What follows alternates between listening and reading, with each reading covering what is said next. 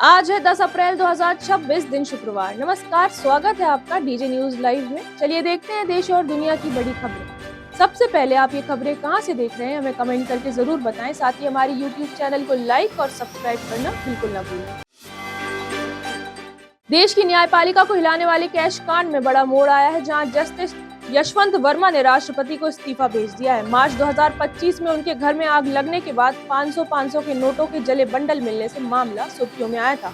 इसके बाद उन्हें दिल्ली से इलाहाबाद हाई कोर्ट ट्रांसफर किया गया, लेकिन कोई न्यायिक काम नहीं दिया गया। सुप्रीम कोर्ट की जांच में उन्हें दोषी पाया गया, जिससे मामला और गंभीर हो गया है। संसद में उनके खिलाफ महाभियोग प्रस्ताव भी लाया गया था। अब इस्तीफे के बाद इस पूरे मामले में न्यायपालिका पर बड़े सवाल खड़े कर दिए हैं। उत्तर प्रदेश में नई वोटर लिस्ट ने सियासी माहौल गरमा दिया और आंकड़ों में बड़ा बदलाव सामने आया है। फाइनल लिस्ट के मुताबिक कुल मतदाता अब 13.39 करोड़ रह गए हैं, जो पहले से काफी कम है। करीब 2 करोड़ नाम हटाए गए, जबकि 84 लाख नए वोटर्स जोड़े गए।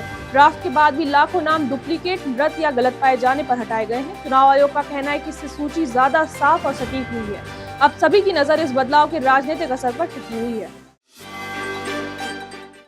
बिहार की राजनीति के बड़े चेहरे नीतीश कुमार ने अब राज्यसभा सदस्य के रूप में नई पारी शुरू कर दी है। उन्होंने इससे पहले बिहार विधान परिषद से इस्तीफा देकर रास्ता साफ किया था। नीतीश पहले विधानसभा, लोकसभा और परिषद के सदस्य रह चुके हैं। राज्यसभा जाना उनका पुराना सपना था, जिसे वे कई बार जाहिर कर चुके थे। अब उनकी ये राजनीतिक यात्रा एक नए मुकाम पर पहुंच गई है। राजनीति के हर सदन में नीतीश की मौजूदगी की चर्चा है। भारत और ईरान के रिश्तों में चाबहार पोर्ट एक अहम कड़ी बनकर उभरा है, जिसे गोल्डन ब्रिज कहा जा रहा है। ईरानी दूतावास ने इसे दोनों देशों की मजबूत साझेदारी का प्रतीक बताया है। भारत को इसके संचालन का अधिकार मिलने से उसकी वैश्विक पहुंच बढ़ी है। ये पोर्ट पाकिस्तान को बाईपास कर मध्य एशिया तक पहुंच देता है। तनाव के बीच भी दोनों देशों के रिश्ते मजबूत बने हुए हैं। कुल्लू में एक टेलर पर युवती से अभद्र व्यवहार करने का आरोप लगा है, जिससे इलाके में हड़कंप मच गया। बताया गया है कि नाप लेने के दौरान उसने आपत्तिजनक टिप्पणियां की, जिससे युवती असहज हो गई। परिजनों को जानकारी मिलने पर महिलाओं ने दुकान पर पहुंचकर विरोध किया। इस घटना का वीडियो सोशल मीडिया पर तेजी से वायरल हो रहा है। स्थानीय संगठनों ने आरोपी के खिलाफ सख्त कार्रवाई की मांग की है। कर्नाटक के हावेरी से एक दिल दहला देने वाली घटना सामने आई है, जिसने इंसानियत को झकझोर दिया है। कर्ज के पैसे को लेकर शुरू हुआ मामूली विवाद इतना बढ़ गया कि हिंसा में बदल गया। आरोप है कि दबंगों ने एक गर्भवती महिला के पेट पर बेरहमी से लात मार दी। इस हमले में उसके गर्भ में पल रहे 6 महीने के जुड़वा बच्चों की मौत हो गई। जिस घर में खुशियों की तैयारियां थी, वहां अब मातम पसरा हुआ है। परिवार इंसाफ की मांग कर रहा है और पुलिस ने 4 लोगों के खिलाफ केस दर्ज किया है। छत्तीसगढ़ में एक न्यायिक मजिस्ट्रेट को मिली धमकी ने पूरे सिस्टम को हिलाकर रख दिया है। एक चिट्ठी में उनसे सीधे 3 करोड़ रुपए की फिरौती मांगी गई। साथ ही उनके परिवार को जान से मारने की धमकी भी दी गई है, जिससे डर का माहौल बन गया है। पत्र लिखने वाले ने खुद को नक्सली संगठन से जुड़ा बताया है। मजिस्ट्रेट ने तुरंत FIR दर्ज कर सुरक्षा की मांग की है। अब पुलिस इस पूरे मामले को बेहद गंभीरता से जांच रही है। हरियाणा के कैथल में अंधविश्वास का ऐसा खेल सामने आया है, जिसने सभी को हैरान कर दिया है। एक महिला तांत्रिक पर आरोप है कि उसने लोगों को बीमारी ठीक करने के नाम पर जाल में फंसाया। धीरे धीरे उनसे 1 करोड़ से ज्यादा रुपए और जेवर ठग लिए गए। आरोप तो यहाँ तक है कि तांत्रिक क्रियाओं के नाम पर पीड़ितों का खून तक निकाला गया। जब लोगों को ठगी का एहसास हुआ और उन्होंने पैसे मांगे, तो उन्हें डराया और धमकाया गया। अब पुलिस ने मामला दर्ज कर जांच शुरू कर दी है।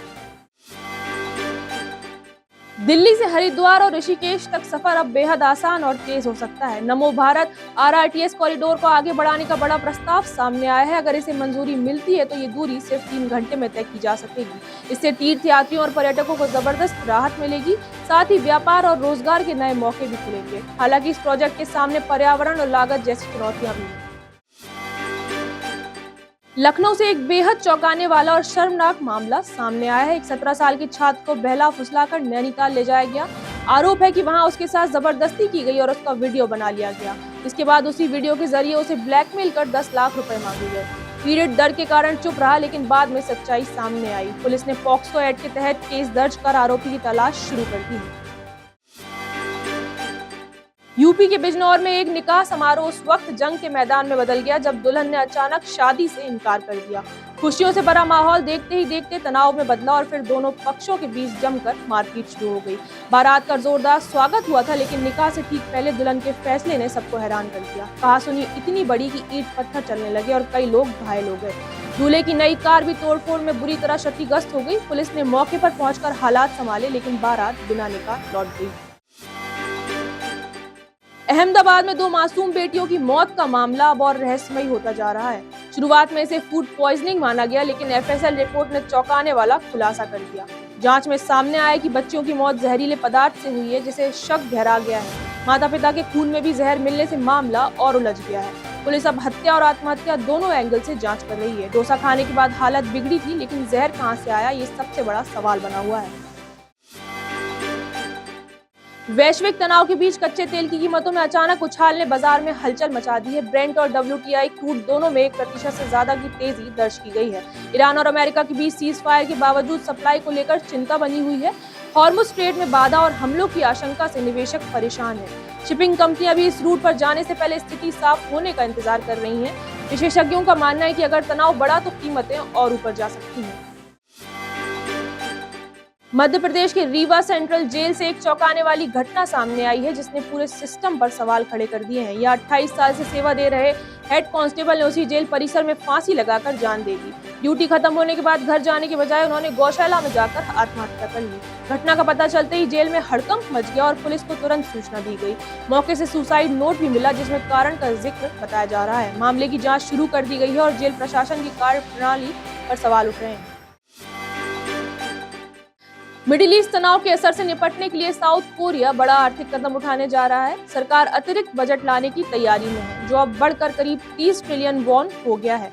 इस बजट का मकसद बढ़ती तेल कीमतों से जनता और छोटे कारोबारियों को राहत देना है। प्रस्ताव में करोड़ों लोगों को सीधी नगद सहायता देने की योजना भी शामिल है। हालांकि विपक्ष ने इस पर सवाल उठाए और इसे लेकर मतभेद जारी है। अब सबकी नजर संसद में होने वाली अंतिम फैसले पर टिकी हुई है। तो ये थी आज की फटाफट बड़ी खबरें। अगर आपको ये न्यूज़ पसंद आई है तो वीडियो को लाइक, शेयर और सब्सक्राइब करें और बेल आइकन को प्रेस करना बिल्कुल ना भूलें। धन्यवाद।